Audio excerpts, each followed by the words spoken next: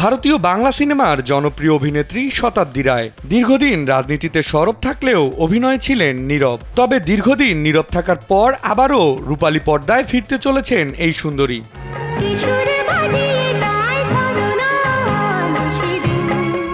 ভারতীয় নির্মাতা মৈনাক ভৌমিকের নতুন ছবি বাৎসরিকের মাধ্যমেই দীর্ঘ 10 বছর পর পর্দায় ফিরছেন শতাব্দী। জানা যায় শতাব্দী রায় ছাড়াও এ চলচ্চিত্রে অভিনয় করবেন রীতাভরী চক্রবর্তী, যেখানে গল্পে দেখা যাবে রীতাভরী চক্রবর্তীর বর মারা গিয়েছে আর শতাব্দী রায় হারিয়েছে তার ভাইকে। এমন অবস্থায় দুজনের সমীকরণ কি দাঁড়ায় সেটাই দেখা যাবে এই ছবিতে। পাশাপাশি গল্পে উঠে আসবে অতিপ্রকৃত কিছু ঘটনা প্রবাহ।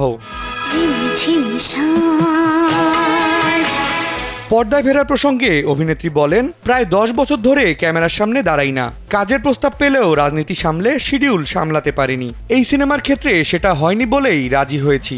জানা যায় চলতি বছরের ফেব্রুয়ারির শেষ দিকে শুরু হতে চলেছে এই সিনেমার শুটিং।